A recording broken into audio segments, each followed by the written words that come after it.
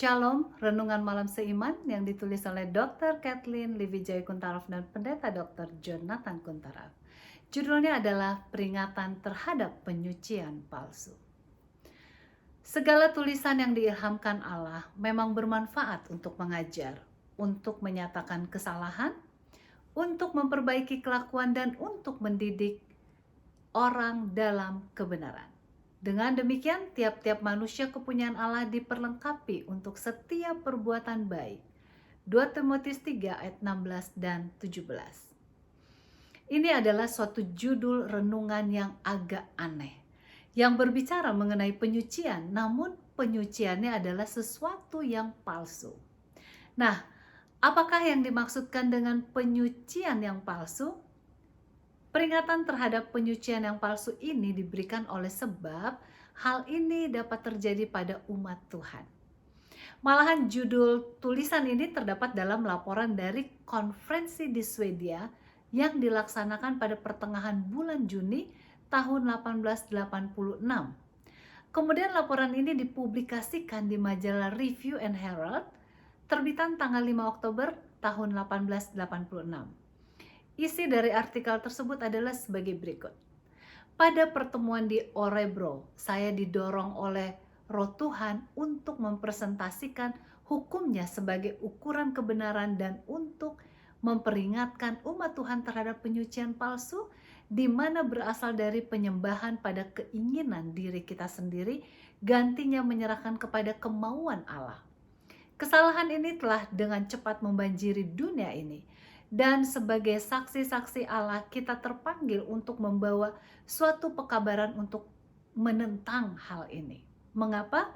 Sebab hal ini merupakan suatu hayalan pada zaman ini yang akan menjadi ujian bagi mereka yang percaya kepada kebenaran.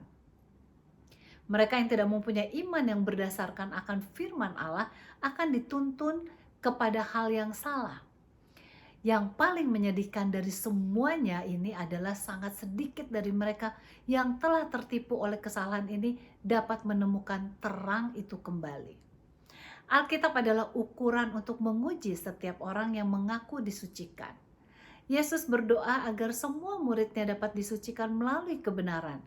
Dan ia berkata dalam Yohanes 17 ayat 17, firman-Nya adalah kebenaran.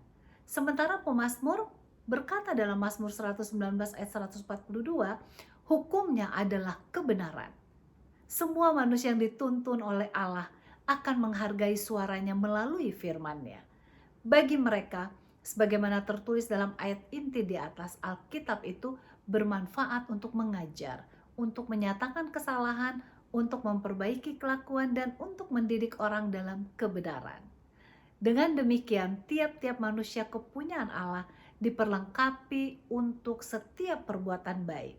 Matius 7 ayat 16 mengatakan, engkau mengenal mereka dari buah-buahnya. Kita tidak perlu bukti yang lain untuk menyatakan penyucian diri seseorang. Jika mereka takut akan Tuhan dan merasa khawatir bahwa mereka tidak menuruti seluruh kehendak-Nya, dan jika mereka dengan rajin mendengarkan suara Allah, serta mempercayai kebijaksanaannya dan membuat firman-Nya sebagai penasehatnya, kemudian pada saat yang sama tidak menyombongkan diri mereka atas kebaikan mereka, maka kita dapat memastikan bahwa mereka ini berusaha untuk mencapai kesempurnaan dari tabiat Kristus. Namun bila mereka menyatakan mereka adalah orang suci dan tidak lagi harus mempelajari firman Tuhan, maka kita tidak perlu ragukan lagi bahwa penyucian mereka adalah suatu penyucian yang palsu. Mereka bersandar kepada pengertian mereka sendiri, gantinya mengikuti kehendak Allah. Kiranya hubungan kita dengan Kristus akan membawa pertumbuhan iman dalam kehidupan dan pelayanan kita masing-masing.